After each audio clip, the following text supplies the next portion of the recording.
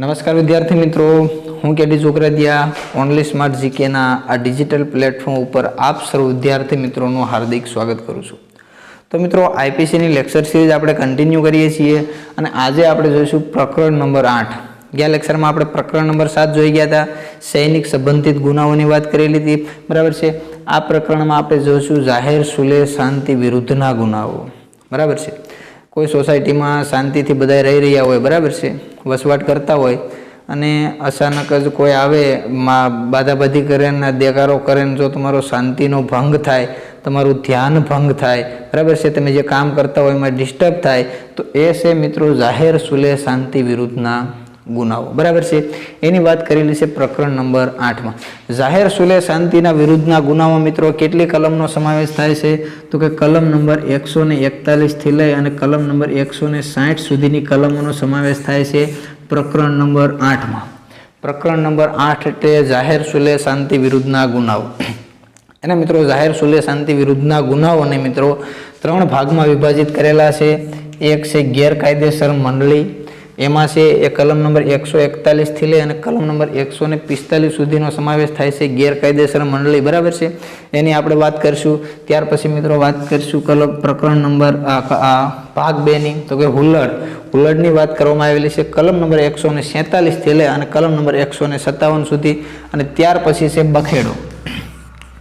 બખેડો છે એ કલમ નંબર 158 થી લઈ અને કલમ નંબર 160, મતલબ કે કલમ નંબર 158, કલમ નંબર 159 અને કલમ નંબર 160માં બખેડાની વાત કરવામાં આવેલી છે, બખેડાની વ્યાખ્યા અને બખેડાની શિક્ષા, બખેડો કોને કહેવાય વગેરેની વાત કરવામાં આવેલી છે બખેડામાં। તો મિત્રો આજે આપણે વાત કરીશું ભાગ 1 ની, ગેરકાયદેસર મંડળી। કેટલી કલમોનો સમાવેશ થાય છે? તો કે કલમ નંબર 141 થી લઈ અને કલમ નંબર 145 સુધીનો સમાવેશ થાય છે, બરાબર છે। તો મિત્રો આપણે શરૂઆત કરીએ કલમ નંબર 141। કલમ નંબર 141માં શું છે? ગેરકાયદેસર મંડળીની વ્યાખ્યા। ગેરકાયદેસર મંડળીની વ્યાખ્યા આપવામાં આવેલી છે કલમ નંબર 141માં, બરાબર છે, કે ગેરકાયદેસર મંડળી કહેવાય કોને? ગેરકાયદેસર મંડળી કહેવાય કોને, બરાબર છે। ગેરકાયદેસર મંડળીમાં કેટલા સભ્યો હોય, બરાબર છે, ગેરકાયદેસર મંડળી કેવું કામ કરે? અમારા ગામમાં ભાઈ દૂધ ઉત્પાદન મંડળી છે, તો એ શું ગુનોગ્રહ કહેવાય? ના મિત્રો, કોઈ પણ ગુનો કરવા માટે મંડળ, તો ઘણા બધા મંડળ હોય છે, મંડળી હોય છે, પણ એ મંડળ છે એ ગુનો કરવા માટે બનાવેલું હોય તો એ છે ગેરકાયદેસર મંડળીમાં આવશે, બરાબર છે। એ વાત કરેલી છે કલમ નંબર 141માં ગેરકાયદેસર મંડળીની વ્યાખ્યા આપવામાં આવેલી છે। ગેરકાયદેસર મંડળી કહેવાય કોને? ગેરકાયદેસર મંડળીમાં કેટલા સભ્યો હોય? તો મિત્રો 5 કે તેથી વધારે સભ્યો હોય। કેટલા સભ્યો હોય ગેરકાયદેસર મંડળીમાં? મિત્રો કેટલા સભ્યો હોય? 5 કે તેથી વધારે સભ્યો હોય। 5 કે તેથી વધારે સભ્યો હોય ગેરકાયદેસર મંડળીમાં, બરાબર છે। પ્લસ બધાનો સમાન ઈરાદો હોય, સમાન ઈરાદો હોય, બધાનો એક જ સરખો ઈરાદો હોય કે ભાઈ ઓલાને પાડી દેવો છે, ઓલાને ઘરે ચોરી કરી નાખવી, ઓલાને મારવો છે, ફલાણું, બરાબર વગેરે છે। 5 કરતાં વધારે સભ્યો હોય, બધા સભ્યોનો સમાન ઈરાદો હોય, બરાબર છે, તો જાહેર મિલકતને નુકસાન કરે,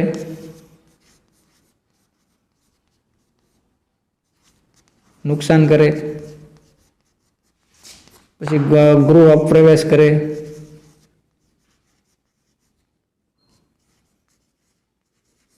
ત્યાર પછી અથવા રાજ્ય સેવકને હેરાન કરે, રાજ્ય સેવકને ધમકી આપે, બરાબર છે, ટૂંકમાં ગેરકાનૂની કામ કરે, તો એને છે એ ગેરકાયદેસર મંડળી કહેવાય, બરાબર છે। ગેરકાયદેસર મંડળીની વ્યાખ્યા કઈ કલમમાં આપવામાં આવી છે? કલમ નંબર 141માં। 5 કે તેથી વધારે વ્યક્તિ હોય અને બધા વ્યક્તિનો ઈરાદો કેવો હોય મિત્રો? સમાન ઈરાદો હોય, બરાબર છે। જાહેર મિલકતને નુકસાન કરવું, અથવા તો ગૃહ પ્રવેશ કરવો, અથવા તો રાજ્ય સેવકને ધમકી આપવી, અથવા તો ગેરકાનૂની ટૂંકમાં કોઈ પણ ગુનો કરે, ગુના કરે એવું કંઈ પણ કાર્ય કરે તો એને છે એ ગેરકાયદેસર મંડળી કહેવાય. હવે મિત્રો પરીક્ષામાં ઘણીવાર અહીંથી મિત્રો આટલામાંથી 3 પ્રશ્નો મોસ્ટ ઇમ્પોર્ટન્ટ બને છે. તો કે ગેરકાયદેસર મંડળીમાં ઓછામાં ઓછા કેટલા સભ્યો હોવા જોઈએ? ગેરકાયદેસર મંડળીમાં ઓછામાં ઓછા 5 સભ્યો હોવા જોઈએ. ગેરકાયદેસર મંડળીની વાત કઈ કલમમાં કરવામાં આવી છે? કલમ નંબર 141 માં. જાહેર સુલેહ શાંતિ વિરુદ્ધના ગુનાઓ કયા પ્રકરણમાં સમજાવવામાં આવેલા છે? તો મિત્રો પ્રકરણ નંબર 8 માં જાહેર સુલેહ શાંતિ વિરુદ્ધના ગુનાઓની વાત કરવામાં આવેલી છે. બરાબર છે. આ 3 પ્રશ્ન મોસ્ટ ઇમ્પોર્ટન્ટ છે, તમારે ખાસ યાદ રાખવાના. કોઈ પણ 5 કે વધારે વ્યક્તિઓની ગેરકાયદેસર મંડળી હોય અને કોઈ રાજ્ય સેવક હોય, પોતાનું કામ કરતો હોય, એ કાર્યમાં દખલગીરી કરવી અથવા તો ગેરકાયદેસર રીતે કામ કરાવવું. બરાબર છે. કોઈ કામ ન કરી આપતો ભાઈ કહી દે ભાઈ ઘર બહાર નીકળવાનું છે ને, બરાબર છે, એવી ધમકી આપવામાં આવે અને રાજ્ય સેવક પાસેથી કામ કરાવવામાં આવે તો એને છે એ ગેરકાયદેસર મંડળી કહેવાય. અને ગેરકાયદેસર મંડળીની વાત કરવામાં આવેલી છે કલમ નંબર 141 માં. બરાબર છે. ત્યાર પછી મિત્રો વાત કરીએ કલમ નંબર 142. કલમ નંબર 142. કલમ નંબર 142 કે ગેરકાયદેસર